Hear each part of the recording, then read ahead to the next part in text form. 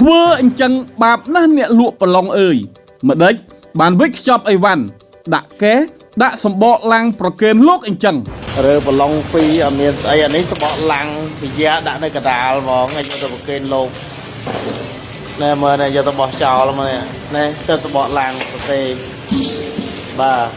miền tây tê chọc mỏ việc khán nè anh ấy cho tôi oi lốt đã thơ trăm món mét nè nè anh ấy phải cho luôn trăm món đấy em tư tụi nôm po tụi đó nè việc chọc vai tụi bây giờ ta thơ bón chất mỏ cái tính cái chất mỏ bên này khán nè chọc á miền tây tê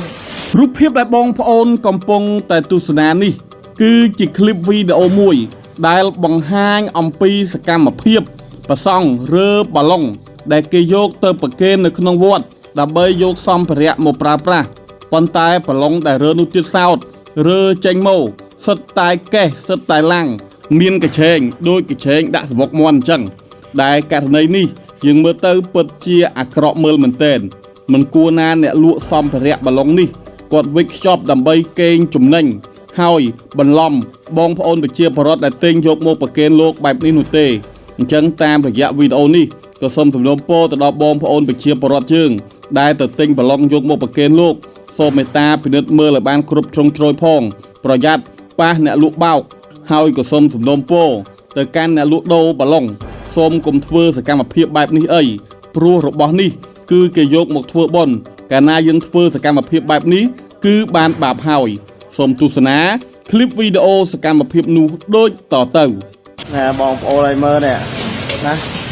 រើប្រឡងពីអមានស្អីអានេះស្បកឡាំងវិយាដាក់នៅកដាលហ្មងឲ្យយកទៅប្រគេនលោកណែមើលនេះយកទៅបោះចោលមកនេះណែទៅស្បកឡាំងទេបាទមានអីទេ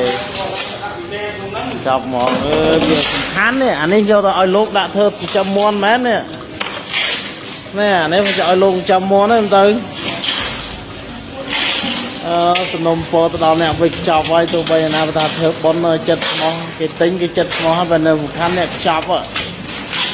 មានអីទៅទេចប់ហ្មង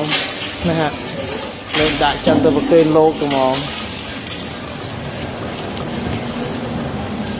ទឹកសបកឡាំងទៅទេមិនអីមានឡាំងទៅទេដល់ហើយបងប្អូនឲ្យមើលនេះណារើប្រឡងពីអមានស្អីអានេះស្បកឡាំងវិយាដាក់នៅកដាលហ្មងឲ្យយកទៅប្រគេនលោកណែមើលនេះយកទៅបោះចោលមកនេះណែទៅស្បកឡាំងទៅទេបាទមានអីទេចាប់មកវាសំខាន់នេះអានេះយកទៅឲ្យលោកដាក់ធ្វើចាំមន់មែននេះណែអានេះមិនឲ្យលោកចាំមន់ទេមិនទៅ